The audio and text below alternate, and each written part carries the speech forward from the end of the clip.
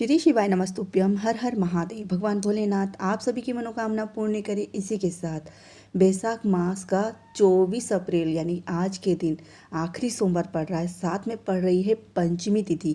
तो आज का दिन बहुत ही खास होने वाला है अपनी मनोकामना पूर्ति के लिए। अगर आपके घर में कोई व्यक्ति बहुत ज़्यादा बीमार रहता है तो आपको ये उपाय अवश्य करना चाहिए। दो उपाय लेके आई हूँ, एक तो रोग मुक्ति के लिए और दूसरा है अगर आपके घर में बच्चे बहुत ज़्यादा चिड़चिड़े हैं, आपके कहने में नहीं चलते हैं, किसी भी कार्य को करने में दूर हटते हैं, तो आपको अपने बच्चे को सही राह पे लाने के लिए और रोग मुक्ति के लिए ये दो महा उपाय आज के दिन अवश्य कर लेना चाहिए।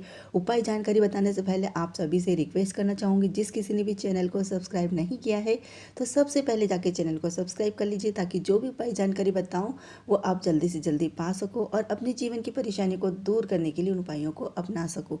तो चलिए शुरू करते हैं। पहला उपाय, अगर देखिए आपके घर में बच्चा बहुत ज़्यादा चिड़चिड़ा है, कहना नहीं मानता है, कहने में नहीं चलता है, अपने ही चलाता है, तो आपको उसको सही राह पे लाने के लिए इस उपाय को करना चाहिए। या तो आप अपने बच्चे के द्वारा भी इस उपाय को करवा सकते हैं। अगर बच्चा नहीं कर रहा है, इस उपाय को नहीं सुन रहा है आपकी, तो आप खुद भी उस बच्चे का नाम लेके इस उपाय को कर सकते हैं। तो चलिए सामग्री देख लेते हैं। सबसे पहले आपको लेना है 1 लोटा शुद्ध जल।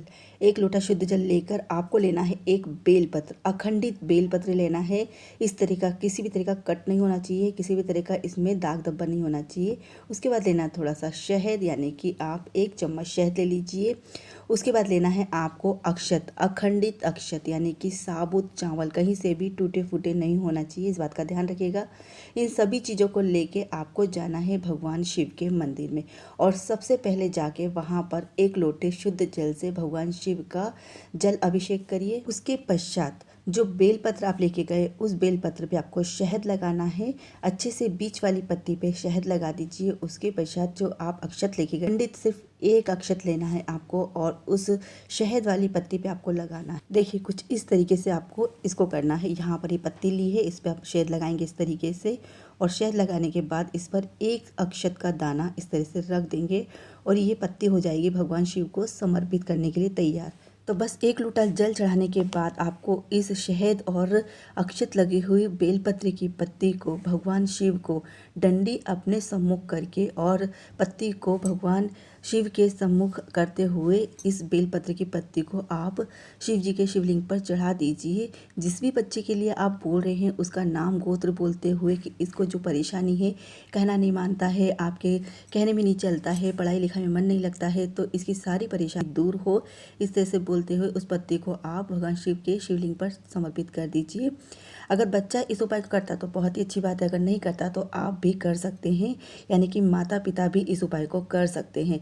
ये उपाय आप कम से कम 5 सोमवार करके देखिए, आपको बच्चे में फ़र्क नज़र आएगा। अगर उपाय करने से बच्चे में फ़र्क नज़र आता है, आपका कार्य सिद्ध होता है, तो कमेंट में श्री शिवाय नमस्तुभ्यम अवश्य लिख दीजिएगा। चलिए अब जानते हैं दूसरा उपाय। जो दूसरा उपाय बता रही हूँ ना, ये रोग मुक्ति के लिए है। अगर आपके घर में कोई सदस्य बहुत ज़्यादा बीमार रहता है, बहुत तरह के इलाज करवा ले लेकिन कोई फ़र्क नहीं पड़ रहा है, बच्चा हो या बड़ा, किसी भी तरह के रोग से ग्रसित है, तो इस उपाय को आपको अवश्य कर लेना चाहिए। कई बार क्या होता है, छोटे बच्चों को नज़र बहुत ज़्यादा लग जाती है, तो उनके लिए भी ये उपाय है।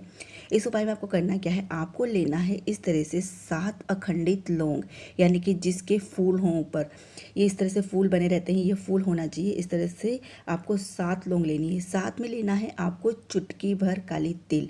ये 2 चीज़ लेके और 1 लोटा शुद्ध जल लेके जो रोगी व्यक्ति है उसके ऊपर से जो लौंग और आपने तिल ली है उसको हथेली में लेके कम से कम 11 या 21 बार एंटी क्लॉक उसके ऊपर से उतार लीजिए और उसके पश्चात ये दोनों चीज़ और 1 लोटा जल लेके जाइए भगवान शिव के मंदिर में। सबसे पहले भगवान शिव के ऊपर वो जल चढ़ाइए।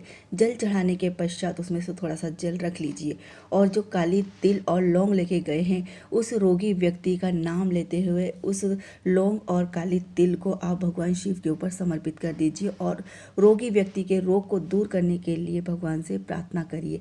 उसके पश्चात लोटे में जो जल बचा था वो जल भी आप भगवान शिव के ऊपर समर्पित कर दीजिए। इस तरीके से इस उपाय को करिएगा और जो आपने जल चढ़ाया था लास्ट में दूसरी बार जब जल चढ़ाया था तो जल जब बहता है अशोक सुंदरी वाली जगह से, वहाँ से उस जल को आप लेके आ जाइए और रोगी व्यक्ति को उस जल को आप पिलाइए। इस तरह से इस उपाय को करेंगे तो रोगी व्यक्ति का रोग दूर होगा।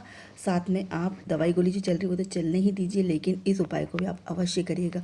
आप देखेंगे कि जो रोग है ना उसमें अवश्य ही मौका मत छोड़िएगा। आखिरी बैसाख मास का सोमवार है और पंचमी तिथि है, तो उपाय को आप अवश्य करिएगा। आपको अब आपके कार्यों में अवश्य ही सफलता मिलेगी। उपाय जानकारी अच्छे लगे हो तो कमेंट में श्री शिवाय नमस्तुभ्यम अवश्य लिख दीजिएगा।